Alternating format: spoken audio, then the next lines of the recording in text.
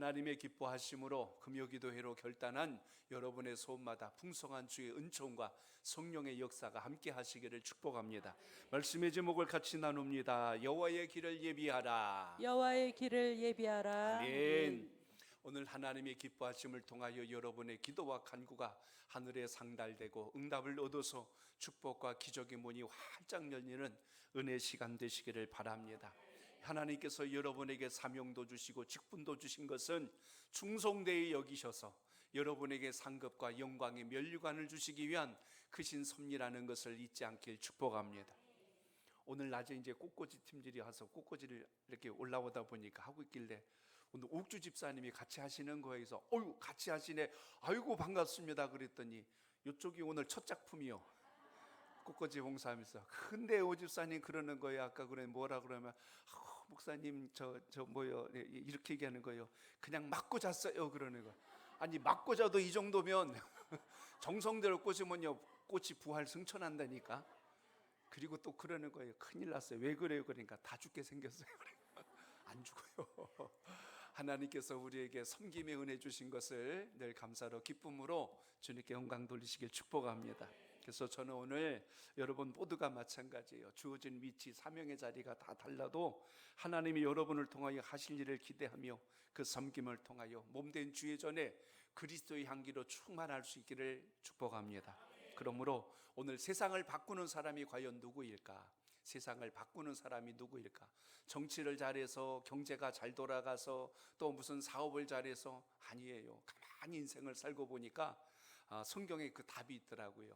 기도로 주님을 깊이 만난 사람들이 세상을 바꾼다는 것을 잊지 않길 바랍니다. 우리나라도 사실 여러분 이렇게 급변하고 급성장하는 세계 경제 강국으로 서는데 그 태동이 어디였냐면, 가만히 역사를 놓고 보면 복음이 들어왔을 때부터예요. 그러므로부터 시작하여서 우리나라 역사가 아주 급변하게 바뀌고 또 오늘 이렇게 아름다운 대한민국이 세워진 것을 본다면 하나님의 은혜 안에서 기도하는 백성들의 간구가 하나님의 기적을 만든다는 것 잊지 않길 바랍니다. 예수님께서 예루살렘 성전에 들어가셔서 뭐라고 그러셨어요? 내 집은 만민이 뭐하는 집이다? 기도하는 집이다. 한번 따라합니다. 내 집은 만민이 기도하는 집이다. 오늘 주의 전에서 여러분 기도할 때 하늘문 열리고 은혜 문 열리고 축복의 기적의 문이 활짝 열림을 믿으시기 바랍니다. 그 말을 뒤집어 놓고 보면 무슨 말이 되냐면, 기도하지 않는 집은 내 집이 아니다 그거예요. 그러니까 기도하는 것이 다 주님의 집이 돼요. 몸대의 주의 전도 마찬가지요. 여러분의 직장에서도, 사업장에서도, 가정에서도 여러분이 곳곳에서 주님의 이름으로 기도할 때 그것이 거룩한 주님의 터가 된다는 걸 믿고 소망 중에 기도하시길 바랍니다. 그래서 교회는 어떤 곳이냐? 하나님의 자녀들이 모여서 하나님께 기도하고 주님의 뜻을 발견하는 축복의 장소가 된다는 것을 오늘 기억하시길 바랍니다. 그렇기 때문에 기도의 불꽃이 교회에서는 꺼지면 안 되는 거죠. 항상 여러분 이렇게 금요기도를 사모하고 새벽을 사모하고 공예배를 사모하고 말씀의 은혜를 늘 갈급해 할 때마다 하나님의 채우심의 역사가 날마다 더하여진다는 걸 잊지 않길 바랍니다. 그래서 기도를 통해서 여러분 우리가 다시 하나님의 사랑을 깨닫게 될 뿐만 아니라 여러분 인생의 모든 문제를 해결하는 열쇠가 어디서 출발해요? 기도로부터 시작된다는 걸 잊지 않길 바랍니다. 그러니까 교회는 여러분 기도의 능력이 날마다 차고 넘칠 때 여러분의 마음에 평강과 자비와 은혜가 더하여진다는 걸 잊지 않길 바랍니다. 그래서 기도해야 불평이 사라져요. 기도하면 원망이 사라지고 기도하면 낙심이 사라집니다.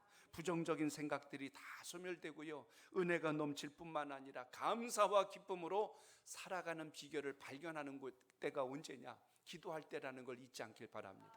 그래서 여러분 이 기도 시간을 통해서 여러분의 영적 체질이 변화되어야 돼요. 그냥 왔다 앉아있다가 몇 번 주여 하다 가지 마시고 오늘 주여 나의 영적 체질이 변화되게 하옵소서. 하나님 저의 입술에 권세를 주시옵소서. 구하는 기도마다 역사와 응답이 일어나게 하옵소서. 이렇게 사모하는 간구가 있기를 바랍니다. 교회가 기도하면요 아름다운 부흥과 성장의 역사가 일어난다는 것입니다. 기도하는 가정에는요 하나님의 은혜가 가득 찰 뿐만 아니라 기도할 때 여러분 큰 걱정이 작은 걱정이 돼요. 근데 기도 안 하면 작은 걱정이 나중에 큰 걱정으로 바뀔 때도 있다는 것입니다. 그래서 성경은 곳곳에서 우리에게 이런 말씀을 주셔요. 기도하는 교회, 기도하는 가정은 결코 쓰러지거나 망하지 않는다는 걸 잊지 마시고 그 은혜가 있기를 바랍니다. 이스라엘 백성들이 왜 망하고 무너졌어요? 하나님 찾지 않으니까, 하나님께 부르짖어 기도하지 않으니까 결국은 이방 땅의 포로가 되고 절망과 어려움 속에 떨어지게 된 것을 보게 됩니다. 오늘 그렇기 때문에 하나님 앞에 기도할 때 우리 속에 숨겨있던 죄들이 성령님께서 드러나게 하시고 발견하게 하십니다. 성령의 빛이 내 안에 들어오면 내 속에 있는 죄악이 드러나요. 내 속에 숨어있는 허물들이 드러납니다. 그래서 우리가 정결해지고 거룩하여지면 그 깨끗해진 터에 모여 하나님의 말씀과 은혜와 응답과 축복이 시작됨을 잊지 않길 바랍니다. 여러분도 가정에서 음식 먹을 때요, 깨끗한 그릇에다 밥을 담듯이 하나님께서 복을 부으시고 은혜를 부으셔도 깨끗하고 정결하고 거룩한 그릇에다 은혜를 부어주시지, 더럽고 추악하고 냄새나는 곳에는 결코 주의 은혜를 담을 수가 없는 것입니다. 그래서 교회가 기도해야 하나님의 임재하심을 경험할 수 있다는 것입니다. 오늘 이 금요 기도를 통하여 여러분은 또 한번 내 인생에 맡겼던 모든 문제들이 치료되고 해결되어서 그것이 여러분 삶의 선한 간증이 되시길 바랍니다. 기도하는 동안 마음의 상처가 치유되고, 기도하는 동안 무너졌던 가정이 회복되고, 기도하는 동안 내 영적인 운명이 뒤집어지는 역사를 경험해야만이 하나님이 살아계시구나, 여러분이 주님 살아계신 걸 무엇으로 느낄 수 있겠어요? 그렇기 때문에 기도의 능력을 하나님 은혜 안에서 체험할 수 있기를 바랍니다. 그래서 실패한 사람이 성공해야 되고, 그리고 망할 인생에 다시 일어나는 역사가 여러분의 입술을 통하여서 간증될 수 있기를 바랍니다. 이사야서 40장을 보니까요, 하나님의 백성들이 지금 망할 길로 가고 있는 거예요. 왜냐하면 바벨론 포로를 앞두고 있는 상황 속에서 이사야서가 기록됩니다. 그들이 이제 바벨론 땅에 왜 포로로 끌려가요? 하나님께서 공급하시고 은혜를 베풀어 주셨는데 전혀 그것을 붙들 생각을 하지 않았습니다. 결국 이스라엘 백성들이 지금 가장 최악의 상황, 인생의 밑바닥까지 내려가서 두려움에 떨고 있는 겁니다. 그들이 입을 열어 한다는 말이 무슨 이야기냐면, 하나님께서 정말 살아계신 게 맞냐 그래요. 자신들의 죄는 발견하려고 하지 않고 하나님을 원망하는 거예요. 하나님 우리를 왜 버리시나이까? 하나님께서 우리 민족을 버리신 게 틀림이 없다. 이렇게 두려워하고 절망하고 원망하고 불평하는 소리를 쏟아내게 되자 하나님은 이사야 선지자를 통하여 오늘 그 백성들을 버리지 말고 위로하라고 오늘 주신 말씀이 본문 속에 있습니다. 선지서의 특징은 죄를 지적하고 하나님의 심판을 명하고 그 다음에 회복에 대한 소망을 전달했다면, 오늘 이 40장 속에는 하나님의 위로가 담겨있는 말씀이 40장에 등장합니다. 이사야 선지자는 오늘 그 낙심한 백성들에게, 원망하는 백성들에게 말씀합니다. 하나님은 구원의 하나님이시지 우리를 버리시는 분이 결코 아니다.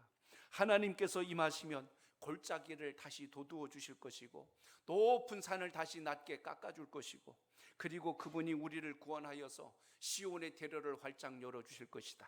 이렇게 지금 하나님 백성들에게 소망을 주시는 것을 보게 됩니다. 그렇기 때문에 오늘 여러분 이 기도 시간을 통하여 여러분의 인생에 막히고 얽혔던 모든 문제들이 치료되고 해결되는 축복의 시간이 꼭 되시길 바랍니다. 자, 저를 따라합니다. 기도하는 자가 길을 찾습니다. 아멘. 주님께서 말씀하셨어요. 요한복음 14장 6절에 보니까 내가 곧 길이요 진리요 생명이니 나로 말미암지 않고는 아버지께로 올 자가 없느니라. 주님께서 길이 되신대요. 진리가 되시고 생명이 되신대요. 길도 하나요, 진리도 하나요, 생명도 하나예요. 그런데 오늘 말씀에 보니까 오늘 그 길을 찾는 자에 대해서 소개하는데요, 3절을 같이 읽어봅니다. 3절 시작. 외치는 자의 소리여 이르되 너희는 광야에서 여호와의 길을 예비하라. 사막에서 우리 하나님의 대로를 평탄하게 하라. 아멘.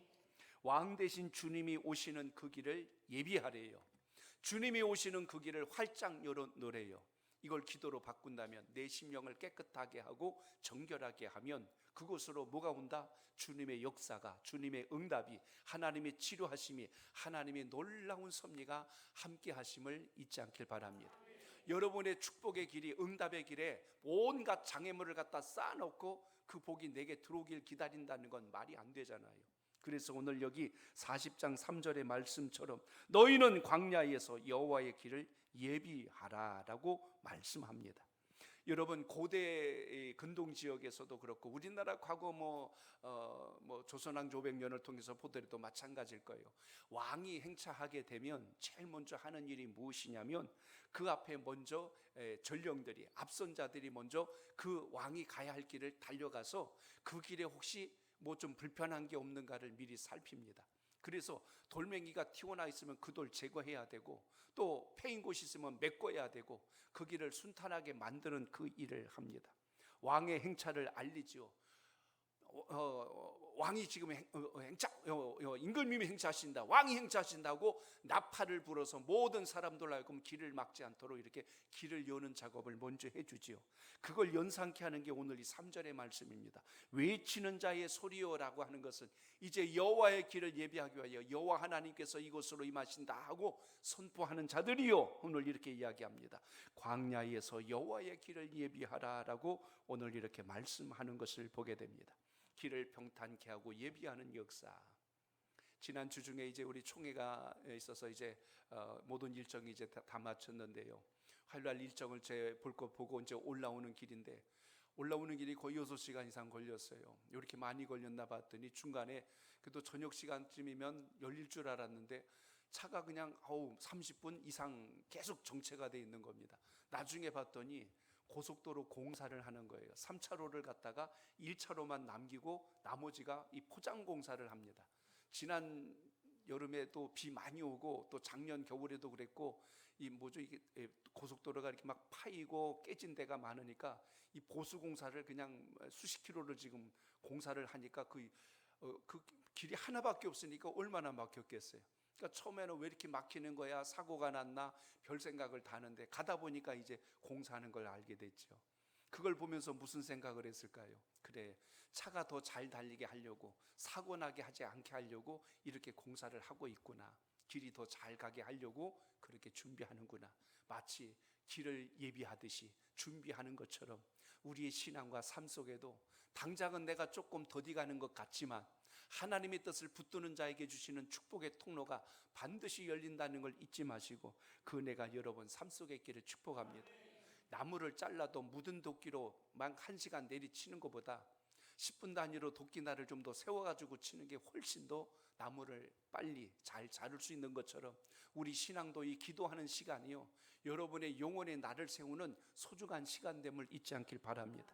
내 인생에 맡겼던 장애물들이, 큰 기둥들이 오늘 여러분이 기도와 말씀으로 잘 무장하여서 좌우의 날선검이 되어 이 모든 것을 제거할 수 있는 강력한 힘이 살아있기를 바랍니다. 그래서 오늘 말씀 속에서 보셔야 될 게 무엇입니까?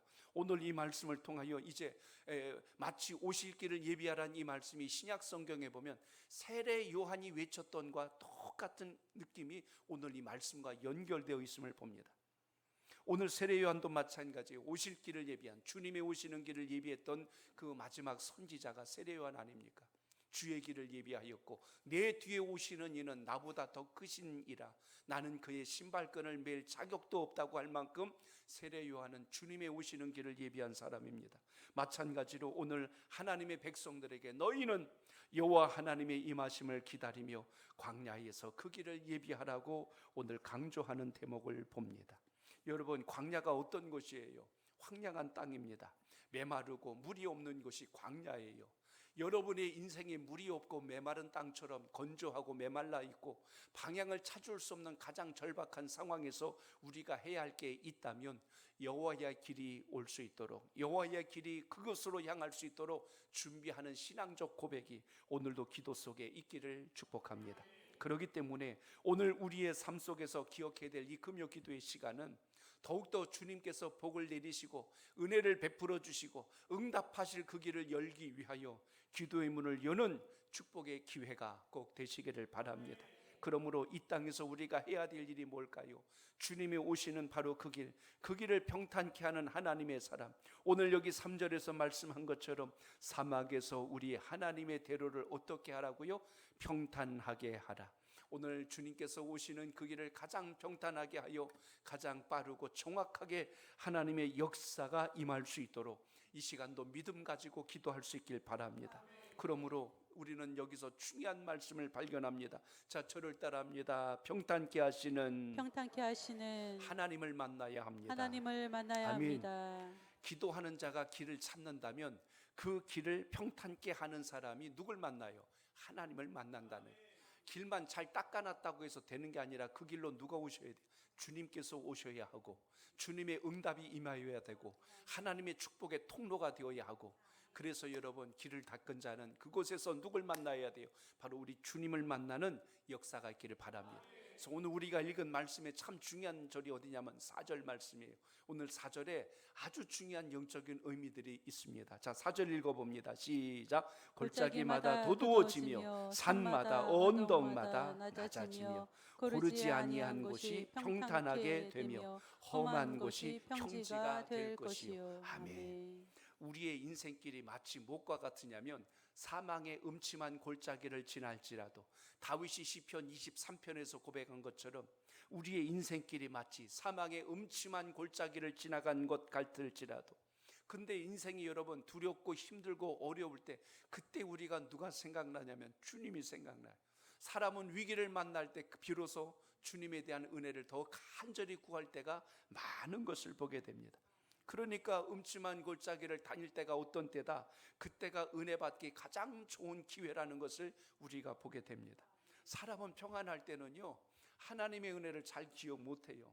그냥 자기가 좋은 것에 그냥 도취되어서 주의 음성도 잘 안 들리고 자기 혼자 잘난 맛에 살려고 합니다. 그런데 내 인생에 위기가 오고 절망이 찾아오고 낙심이 오면 그때서야 비로소 우리의 시선이 주님을 향합니다. 십자가를 붙드는 거예요. 주님, 어떻게 해야 될까요? 하나님, 저를 살려주소서.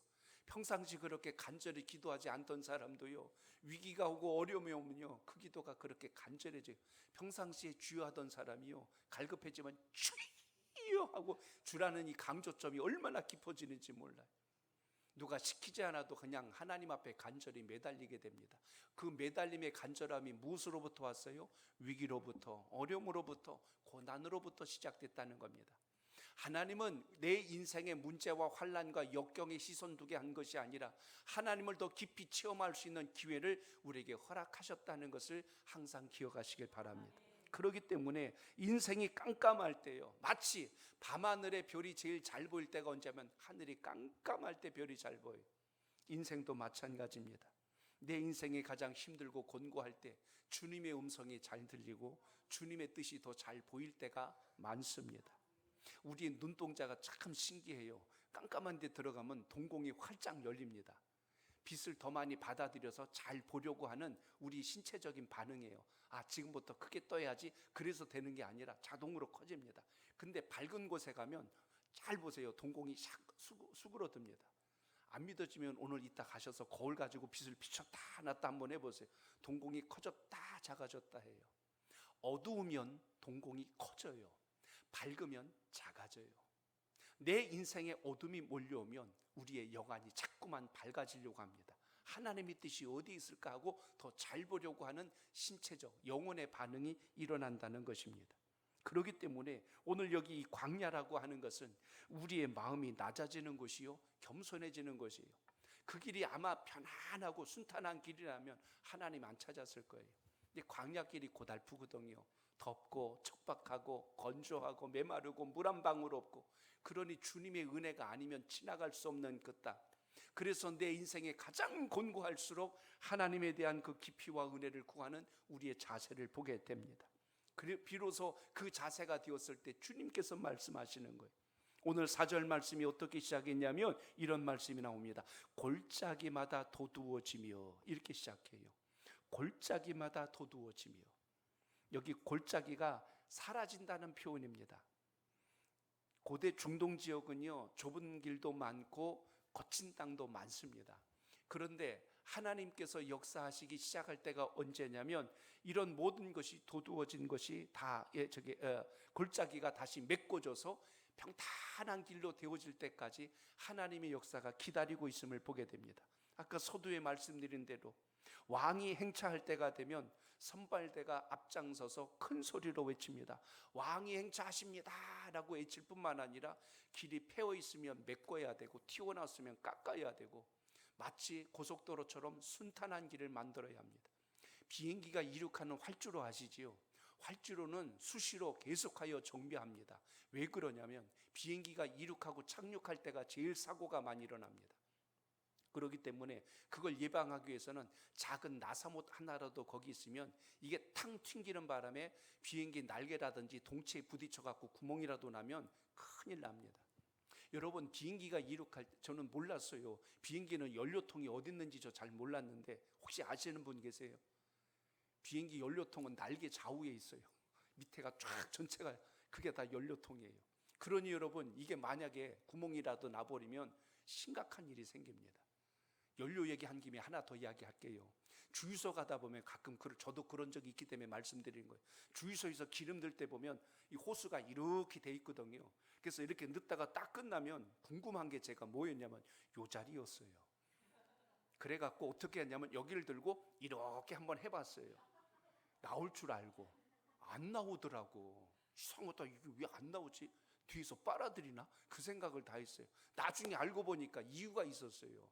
이 기계가 딱 해서 금액만큼 딱 끝나면 이게 요 바로 주유기 앞에서 차단하더라고. 장치가 여기 달렸는데 아무리 이거 든다고 해서 나오냔 말이에요. 그러니까 그거 알고 나니까 얼마나, 이야, 진짜 무식이 용감하다고. 이렇게 하면 쏟아지는 줄 알고 얼마나 이걸 흔들어댔는지. 그러니까 앞으로 가면 여러분 그거 할 필요 없어요. 그냥 입구에서 딱 끝나니까. 그래서 정량으로 딱 주유가 된다는. 실제로 그걸 실험을 했어요. 이만한 석유통 2개를 갖다 놓고 주유를 막 한 다음에 한쪽에는 또 이렇게 흔들어서 또 근데 양이 똑같이 들어가더라고. 한 김에 하나 더 할까요? 새벽에 넣으면은 더 많이 넣는데 낮에는 온도가 뜨겁기 때문에 기압에 의해서 덜 들어간다. 근데 가장 뜨거운 낮 2시하고 가장 이른 새벽 6시하고 넣었는데 양이 똑같아. 그거 다 낭설이라는 이야기, 우리의 착각이라는 이야기예요. 그러니까 그냥 편안하게 아무 때나 시간 되면 넣고 기름값 떨어지면 많이 넣고 그러면 되는 거예요. 그냥 그거 갖고 쥐고 흔든다고 나오는 건 아니니까. 앞에서 또 주르기 빨지 말고. 안 돼요. 그거는 소용없어요. 근데 오늘 여러분 여기 보세요. 오늘 지금 우리의 인생길은 어떠냐면 하나님께서 베푸신 섭리를 보니까 이걸 지금 평탄케 하신대요. 골짜기, 산, 언덕, 평지, 오늘 4군데가 나옵니다. 이 4군데를 제가 말씀을 자세히 보니까 이게 단순히 지역만 이야기한 게 아니고 우리의 심령이겠구나라는 게 보이는 겁니다. 왜냐하면 주님의 오심을 기다리며 준비할 때 우리가 갖춰야 될 4가지 덕목이 나옵니다. 첫째는 내 마음의 골짜기, 내 마음속에 깊이 패어있는 골짜기가 메꿔지지 않으면 그게 주님이 오실 순탄한 길이 될 수가 없다는 거예요. 골짜기는 말 그대로 여러분 아시잖아요. 파인 곳이 골짜기입니다. 높은 산일수록 골짜기가 더 깊어요.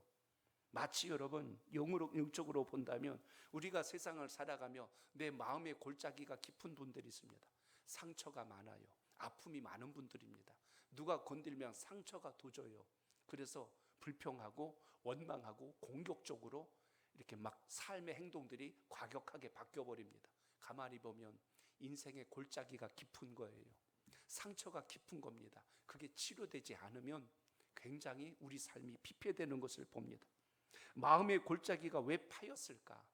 큰 질병도 올 수도 있고 때론 가난 때문에 사람에 의한 상처로 인하여 원했던 꿈이 좌절됐을 때 마음의 골짜기가 깊어집니다. 그러면 그 마음의 빈자리가 뭐가 들어가면 열등감이 들어가요. 그리고 기가 죽어버립니다. 그래서 누가 건들게만 하면 발끈하거나 공격적인 태세로 바뀌어버립니다. 내 자아가 건강하지 못하면 내 밑바닥에 상처가 드러나요. 그래서 굉장히 우리의 삶이 피폐되는 것을 보게 됩니다. 이 세상 모든 사람들에게 열등감이 다 있어요. 정도의 차이가 있을 뿐입니다. 잘 감당하고 조절할 수 있는 능력이 있다는 건 골짜기를 어느 정도 메꿨거나 감당이 될 때는 버텨내요. 근데 이게 안 되면 힘들어요. 그래서 사람 관계가 좋지가 않습니다. 주변에 사람이 자꾸 떨어져 나가고 다툼이 잘 일어나고 분쟁이 생기고 싸움이 일어나고 그 속에 감춰진 골짜기가 해결이 안 됩니다. 골짜기를 만드는 요인 중에 학벌이 있고 외모가 있고 재물이 있습니다. 이런 것들로 인하여 관계가 틀어지고 사회적 활동에 상당한 제약을 받을 때가 많다는 것입니다. 학교를 자꾸 등급제로 만드니까 힘들어요. 그러니까 어느 학교는 무슨 학교 사실 외국인들한테 물어보면 어느 학교가 명문 학교고 좋은 학교인지 뭐 한두 개 정도 알까? 다는 모릅니다. 근데 우리는 너무나 서열과 등급을 많이 정해놨어요. 학교도 그렇게 등급을 매겨놓잖아요. 성적도 등급을 매겨놓고. 제가 자주 이야기합니다. 꼭 소고기도 아닌데 왜 등급을 매겨가지고 이렇게 학생들 사이에 갈등을 일으킬까? 1류, 2류, 3류 자꾸 이렇게 하니까 사람들 관계가 좋아지지를 못합니다. 내가 붙들고 있는 것이 많이 있기 때문에 그래서 우리가 하나님 앞에 잘 나가지를 못해요. 내가 붙들고 있는 것을 내려놓아야 비로소 주님 앞에 엎드리는데 우리는 내 그 알량한 자존심을 붙들고 있기 때문에 힘듭니다. 돈 때문에 자존심 상하고 명예욕 때문에 자존심이 상하고 권세나 외모나 학벌 때문에 자존심이 상하고 그 자존심을 지켜내려고 하니까 하나님께 잘 매달리려고 하지 않습니다. 여러분 삶 속에 혹시라도 골짜기가 깊어서 주님의 오시는 그 길을 평탄하게 만들지 못하고 있다면 오늘 이 시간 기도하며 여러분의 그 골짜기를 주님의 말씀과 은혜로 메꿀 수 있기를 축복합니다. 그래야 돼요. 땅도 평탄해야 차도 잘 달립니다. 울퉁불퉁하면 못 달리듯이 내 심령이 그렇다는 거예요. 이스라엘 백성들도 열등감이 많았습니다. 어떤 열등감이냐면 약속의 땅을 향하여 갈 때 마지막 그 문턱 앞에서 정탐하고 돌아오잖아요. 12명이 정탐하고 왔는데 뭐라고들 했습니까? 야, 우리는 그쪽에 못 들어가겠다. 그들은 키도 크고 싸움도 잘하는데 그들이 볼 때 우리는 완전히 메뚜기랑 똑같다 이야기해요. 자기들이 메뚜기라고 딱 생각하는 순간 우리의 뇌 기능이 완전히 바뀌어버립니다. 여러분 진짜 우리의 뇌는 믿음이 대단합니다. 입술로 고백하는 순간 뇌와 몸의 기능들이 그대로 작동하기 시작해요. 실제로 운동하는 선수들에게 테스트한 겁니다. 금메달을 딴 것으로 생각하고 열심히 운동시킨 사람하고 너 실력은 안 될 것 같다고 운동하면요 몸에 이 체력이 반응하는 게 달라져 버려요. 몸의 이 체력이 반응이 달라져요. 그래서 결과도 역시 달라진다는 겁니다. 그러니까 일단 마음 먹고 뜻을 정하면 우리의 몸 근육과 우리의 생각과 가치관이 그것에 맞춰가려고 노력한다는 겁니다. 그만큼 우리의 이 뇌와 신진대사가 그렇게 다르다는 거예요. 여러분 아마 아시지요? 우리가 밥 잔뜩 먹고 더 못 먹을 것 같은데 앞에다 빵을 갖다 놓으면 실제로 여러분 엑스레이로 찍은 거예요. 위가 늘어나는 거 아세요? 보는 순간 이거 실제 임상실험 한 겁니다. 뇌로 딱 그게 들어오니까 저걸 받아들여야 되니까 어떻게 해요? 뇌의 용량이 더 커져야 되는 거야. 뇌에서 지시를 내려가지고 이게 커진다니까. 오늘 안 되면 이따가 실험을 해보세요. 그러면 알아요. 그렇게 우리 몸이 수용할 수 있도록 합니다. 근데 몸이 건강이 컨디션이 안 좋거나 그러면 거부하지요. 그거에 대해서 수용할 수 없다고 하지요. 마찬가지로 여러분 똑같아요. 이스라엘 백성들 메뚜기 마인드로 사니까 그 땅 못 들어간대요. 그러니까 어떻게 반응했죠? 모세를 죽이고 다시 애굽으로 돌아가자. 하나님 원망하죠. 모세 원망하죠. 인생 비관하죠. 생각이 부정적으로 바뀌니까 모든 게 다 이렇게 차단돼 버립니다. 패배의식은 결국 실패의 열매를 맺을 수밖에 없다는 것을 보게 되죠. 40년 동안 그들이 왜 광야에서 생을 마감했습니까? 나이가 차서 죽은 게 아니라 꿈이 죽었기 때문에 끝나버렸어요. 오늘 금요기도에 나오신 성도 여러분, 정말 주님을 믿고 신뢰하고 기도하는 은혜가 있기를 바랍니다. 내 생각과 상식에 근거한 기도가 아니라 주님의 역사를 전적으로 신뢰하는 기도가 여러분 삶 속에 있기를 바랍니다. 열등감은 나만 시험 들어 넘어지는 게 아니라 이건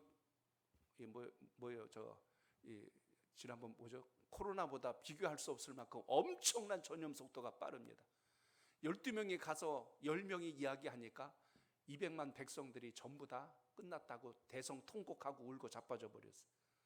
삽시간에 200만 명이 전염돼 버렸어요. 어떤 게요? 열등감이, 좌절이, 패배의식이 이렇게 갑니다. 단 누구만 빼고 갈렙과 요수아 두 사람은 하나님께서 하실 것을 끝까지 신뢰하고 믿잖아요. 신앙은 여기에 있습니다. 오늘 믿음이란 게 뭘까요? 뜬구름 잡는 게 아니고 요행을 바라는 게 아니고 하나님의 살아계심을 믿고 구하는 기도가 있기를 바랍니다. 그래서 여러분 신앙 속에 여러분 마음 속에 골짜기가 있으면 오늘 주님의 은혜로 꼭 메꾸시길 바랍니다. 그래야 주님의 응답도 주님의 축복도 하나님의 기적도 일어난다니까요. 내가 기도 백날 해놓고 아이고 기도한다고 뭐가 돼? 기도 죽도록 해놓고 제가 바꿔 피워낼게요. 내 골짜기를 오늘 메우겠나이다 하고 쫙 메워놨어. 그리고 예배당 문턱 나갈 때 이놈의 골짜기 아니 이놈의 땅 하고 또 다시 파버리는 거야. 자기가 다 뒤집어 놔버려. 그니 그게 평탄한 길이 되겠냔 말이야. 될 수가 없겠지요. 그러므로 여러분 길이 험할지라도 우리가 끝까지 주님 의지하고 믿음의 자리에서 소망 중에 간구할 수 있기를 주 이름으로 축복합니다. 적이 강할지라도 주님께서 주신 은혜로 믿음의 길을 평탄하게 하시면 넉넉히 이긴다는 것을 잊지 마시고 승리하는 기도가 있길 바랍니다. 또 하나 오늘 말씀에서 보셔야 될 게 있어요. 산마다 언덕마다 어떻게 된다? 낮아진대요. 성경에서 교만과 높음을 상징하는 것이 산을 상징해 줄 때가 있습니다. 높은 것을 낮게 하신다. 오늘 우리의 인생과 삶 속에 하나님이 제일 싫어하시는 게 교만입니다. 성경 창세기를 보시면 아담과 하와의 죄가 어디서 왔어요? 교만에서 왔어요. 이거 먹으면 내가 눈이 밝아져서 하나님과 같아진대요. 하나님과 같아지려고 하는 게 교만이에요. 창세기 11장 바벨탑 사건도 인생이 하나님과 같아지려고 했던 교만 때문에 일어난 사건입니다. 결국 교만해질 때 하나님이 하시는 일이 뭐냐면 낮추시는 거예요. 산을 깎아버리시고 언덕을 낮추어서 평탄하게 만드시는 작업을 하나님이 하십니다. 내 의의를 붙들고 있던 신앙이 이제는 하나님 아니면 안 됩니다. 그럴 때 주님께서 일하셔요. 평탄하게 만든다는 의미는 골짜기는 메꿔졌지만 높은 산과 언덕은 다시 평탄하게 낮추어야만이 그 길이 평탄한 길이 된다는 것을 보게 됩니다. 여러분 인생의 산이 무너지고 언덕이 깎아져야 비로소 교만이 빠져나간 그 자리에 무엇이 들어오게 될까요? 주님을 향한 간절한 소원의 눈물이 고이기 시작합니다. 그러면 하나님께서 비로소 역사가 시작된다는 걸 잊지 마시고 주님을 향한 믿음의 기도가 살아있기를 바랍니다. 내 생각과 믿음으로 가는 게 아니라 주님의 섭리로 신앙할 수 있는 결단이 오늘 여러분의 기도 속에 있기를 바랍니다. 또 오늘 4절에 뭐라고 말씀했어요? 거기 세 번째 보니까 오늘 이런 말씀이 나옵니다. 고르지 아니한 곳을 평탄하게 하신대요. 고르지 않다라는 말을 우리말로 번역하면 울퉁불퉁한 길, 그게 고르지 않은 땅입니다. 차가 시골길을 가면요, 그 차 수명이 오래 못 갑니다. 덜덜덜덜 거리면서 차가 금방 망가지죠. 좋은 길, 평탄한 길, 고속도로도 여러분 잘 닦아놓은 길 가면 소리가 안 나. 근데 조금 거친 땅 가면 우두두두두 소리가 납니다. 너무 조용하니까 일부러 또 소리 내는 길도 있더라고. 차가 달리면 웅웅웅웅 막 소리 내가지고 정신 차리 가는 땅도 있어. 그런데 잘 가려면 그 땅이 어떻게 돼요? 오늘 말씀처럼 고르지 아니한 곳이, 고르지 아닌 곳을 평탄하게 되었다고 말씀한 것처럼 오늘 여러분의 신앙 속에 또 한 가지 이 은혜가 있기를 바랍니다. 무엇이 울퉁불퉁한가? 우리 모난 신앙이란 말 할 때가 있어요. 신앙이 모난 사람이 있어요. 부정적이고 냉소적이고 예민하고 상처 많이 받아가지고 말마다 톡톡 쏘고 가시같이 말하는 사람. 그래서 그 모습을 보니까 울퉁불퉁해. 고르지 않은 심령 같아요. 근데 그 고르지 않는 심령에 어떻게 주님의 길이 예비될 수 있을까? 그래서 오늘 주님의 은혜가 임하여야 울퉁불퉁한 내 심령도 평탄하게 되어서 주님의 역사가 시작될 줄로 믿습니다. 내 심령이 고르지 않으면 그 마음에 질투심이 가득하고 시기심이 가득하고 원망과 미운 감정, 상한 감정으로 인하여 마음의 밭이 평안하지를 않습니다. 그러면 항상 부딪혀요. 인간관계가 부딪히고 주변 관계가 순탄하지 않습니다. 좋은 소리를 별로 못 듣는다는 이야기죠. 세상의 근심과 걱정, 모든 유혹에 사로잡혀서 우리가 붙들어야 될 걸 놓치게 됩니다. 차 안에 앉아있으면 멀미가 잘 나요. 거기서 책을 읽거나 휴대폰 하면요 금방 머리 아파집니다. 흔들릴 때 같이 흔들려야 괜찮은데, 그래서 운전하는 사람은 멀미 안 합니다. 자기가 운전을 하니까 어떻게 흔들리는지 내가 같이 움직이니까 멀미 안 해요. 근데 옆에 있는 사람은 자기 의도와 다르게 차가 흔들리니까 멀미가 빨리 옵니다. 특히 앞자리, 옆자리, 거기 앉으면 멀미가 빨리 와요. 안 보면 괜찮은데 딴짓하면 금방 옵니다. 마찬가지로 여러분, 우리 심령 속에 울퉁불퉁한 길을 가면 멀미가 나서 주의 음성이 안 들려요. 하나님의 뜻을 발견하기가 어렵습니다. 주님의 뜻을 설령 봤다 할지라도 귀찮은 거예요. 우리 영혼이 건강해야 되는데. 옆에 계신 분이 인사합니다. 영원히 멀미하지 않길 바랍니다. 시작. 영원히 멀미하지 않기를 아멘. 바랍니다. 또 졸다 일어나가지고 영원히 멀리 가면 안 됩니다. 그러지 말고 오늘 주님 안에서 여러분 심령이 주여 제 심령이 고르지 않다면 오늘 평탄하게 하옵소서. 오늘 그 믿음 가지고 기도할 수 있기를 바랍니다. 하나 더 말씀드립니다. 오늘 여기 보니까 뭐라고 그랬어요? 험한 곳이 평지가 될 것이라 그랬어요. 험한 곳이 평지가 된대요. 여기 험하다는 의미는 여러 산들이 붙어 있다 보니까 그 길이 순탄하지 않은 것을 이야기할 때 험한 곳 이렇게 표현했습니다. 평지란 말이 우리가 생각할 땐 이런 땅인 줄 알았는데 원문에 보니까 땅이 비옥하여 농사가 잘 되는 곳, 이게 평지입니다.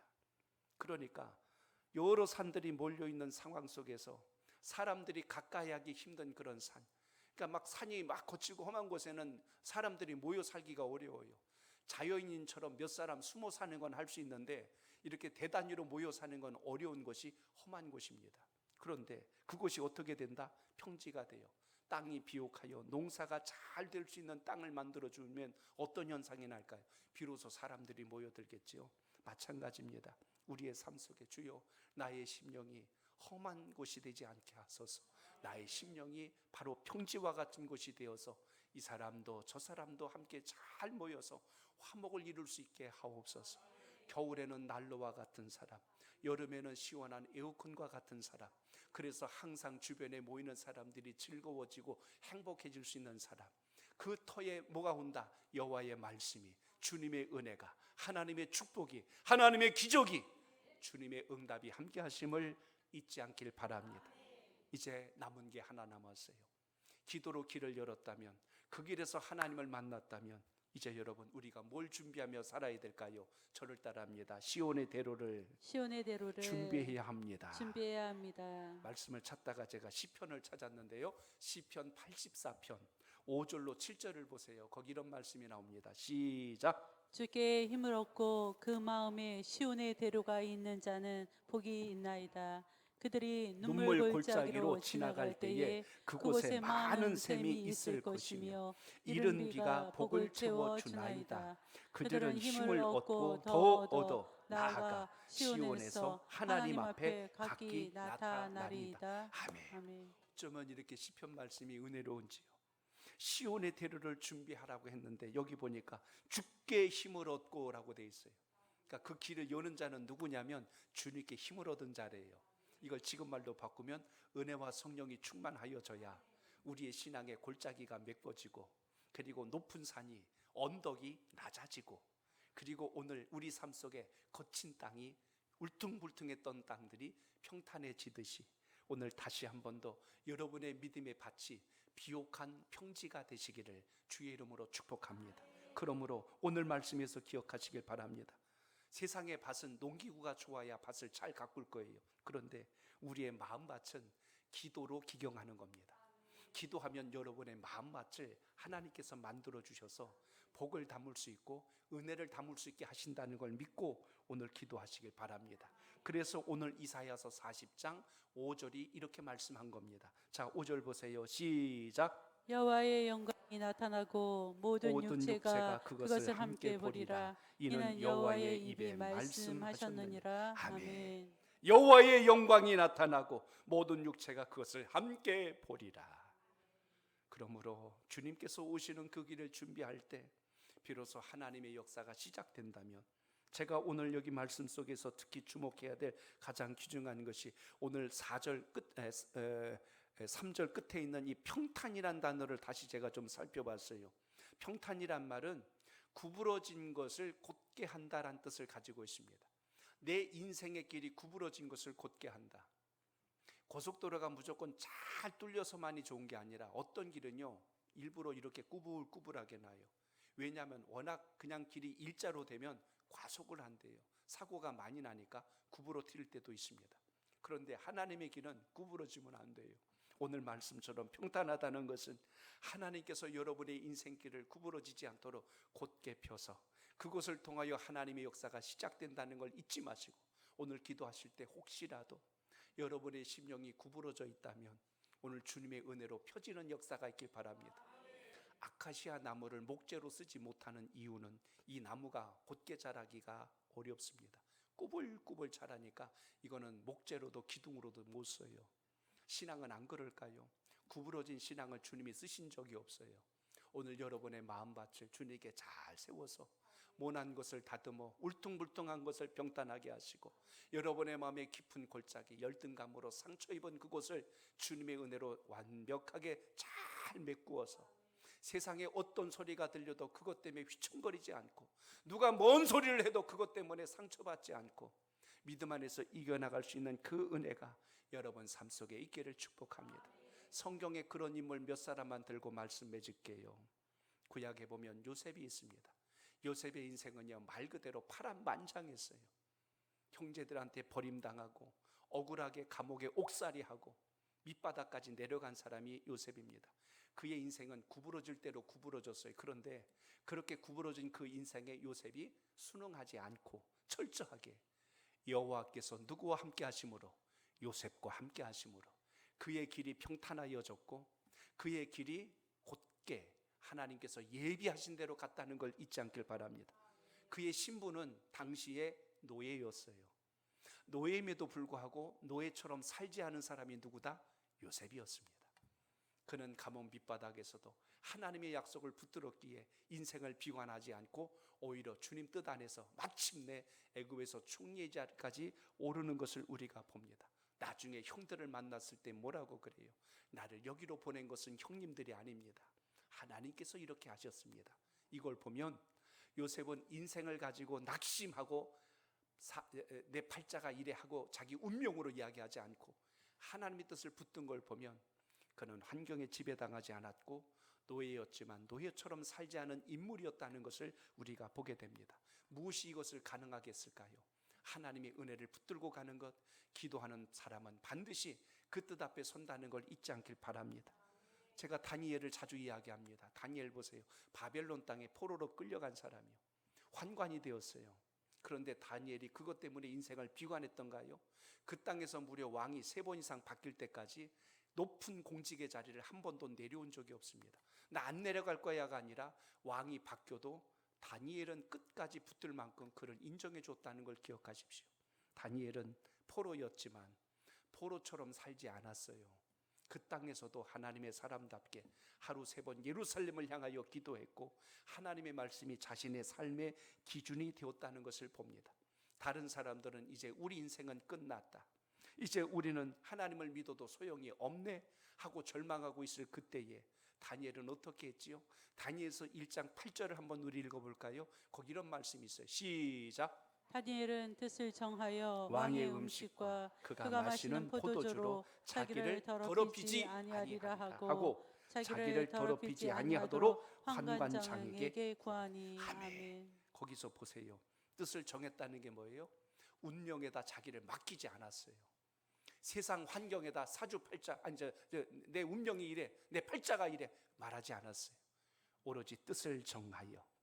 왜 거기에서 준 음식을 입에 대지 않았을까요? 우상에게 드린 제물을 저는 입에 댈 수 없습니다. 거절했어요. 그러니 다니엘은 포로였지만 포로처럼 살지 않은 인물이었다는 걸 우리가 보지 않습니까? 신약으로 잠깐 넘어와 볼까요? 바울은 어땠을까요? 사도 바울도 마찬가지입니다. 그가 로마로 압송될 때 그는 죄수의 신분으로 갔어요. 그러나 죄수답지 않게 그는 오히려 배가 파손될 때 그 배에 탔던 사람들을 오히려 안전하게 안심시키고 그들을 위로하고 돕는 것을 봅니다. 죄수가 아닌 사람들을 도와요. 그들의 안위를 걱정해주고 병든 자를 치료해주는 걸 보게 됩니다. 이유는 바울은 하나님의 말씀, 주님으로부터 들었던 음성에 순종하였기에 환경이 아무리 어떤 위기가 와도 절망하지 않습니다. 빌립보 감옥에 갇혔을 때, 매질을 당하고 신라와 함께 감옥에 갇혔을 때도 그곳에서 찬미하며 기도하였더라. 누가요? 사도 바울이. 바울은 죄수였지만 죄수답지가 않았어요. 한 사람 더 들까요? 다윗은 안 그랬을까요? 다윗은 이스라엘의 왕이었지만 세상의 왕이 아니라 내 위에 만왕의 왕 주님이 계시다고 하나님을 높이며 그 왕의 자리에서 겸손으로 주를 따랐던 인물입니다. 이처럼 성경에 이외에도 수많은 인물들이 아브람, 이삭, 야곱, 요셉 할 것 없이 또 모세와 또 여호수아와 그 외에 많은 성경의 인물들이 하나같이 평탄한 길을 간 게 아니라 힘들고 험난한 길을 갔을지라도 그 길 속에서 이들이 실족하지 않았던 이유, 항상 하나님을 바라봤고 믿음의 시선으로 주님을 의지하였기에 그들이 보배롭고 존귀하게 쓰임받았다는 걸 기억하시고 그 은혜가 오늘 여러분의 믿음 속에 아름답게 살아있기를 축복합니다. 오늘 기도할 때 비록 여러분의 환경 속에 아직 해결되지 않은 많은 기도 제목들이 있습니다. 그게 질병일 수 있고 물질일 수 있고 사람 관계일 수 있고 가족일 수 있어요. 그러나 오늘 이 시간 거기에 안주하여서 그래 내 환경이 이러니까 나는 어쩔 수 없어가 아니라 오늘 말씀처럼 내 인생에 골짜기가 있을지라도 내 인생에 거친 땅이 있을지라도 주님의 말씀을 부여잡고 다시 기도하셔서 그 길을 평탄케 하시는 주님의 은혜로 인하여 응답을 얻는 여러분의 믿음이 되시기를 주의 이름으로 축복합니다. 프로인가 포로인가란 책에 나오는 글을 좀 인용하겠습니다. 거기 그런 이야기가 나와요. 포로는 무엇인가? 매여 있을 때 포로라고 하지요. 부자유스러운 상태에 빠졌을 때 우리는 포로라고 이야기합니다. 그런데 프로는 달라요. 프로는 자기가 하는 모든 분야의 전문가, 최고를 말할 때 프로라고 합니다. 축구를 잘할 때 프로 축구 선수라고 하듯이 프로란 단어가 붙는 순간 그 분야의 전문가입니다. 우리 인생도 그래요. 몇 글만 인용합니다. 일을 내가 잡으면 프로지만 내가 일에 잡혀버리면 포로가 됩니다. 일의 주인이면 프로가 되지만 일의 노예가 되면 포로가 됩니다. 일이 즐거우면 프로가 되지만 일이 괴로우면 포로가 됩니다. 항상 새로운 일을 찾아서 하면 프로가 되지만 일의 일상적인 반복이 되면 포로가 됩니다. 내가 배우는 사람이 되면 프로가 되지만 내가 배움을 끝낸 사람이 되면 포로가 됩니다. 오늘 이 시간 여러분 기도를 통하여 믿음의 프로자가 되시길 축복합니다. 하나님의 기뻐하심을 이루는 역사가 있길 바랍니다. 이 기도 시간이 주님께 억지로 끌려 나와서 메인 포로가 되지 말고 이 기도 시간을 통하여 여러분의 영혼의 참된 자유, 하나님께서 공급하시는 참된 기쁨, 이걸 누릴 수 있는 은혜가 오늘 이 시간 여러분의 간구 속에 있기를 바랍니다. 행동과 습관이 바뀌지 않으면 환경이 바뀌어도 그 사람은 안 달라져요. 마음과 습관이 바뀌어져야 새로운 장소든 어두운 장소든 다 뒤집어 놓지, 생각이 그대로인 사람은 아무리 좋은 환경 갖다 놔도 똑같은 상황 또 만듭니다. 오늘 이 시간 여러분 기도의 능력을 꼭 체험하셔서 하나님의 멋진 일꾼으로 주님께서 부으시는 복을 담는 축복의 그릇으로 세워지는 역사가 있기를 주님의 이름으로 축복합니다.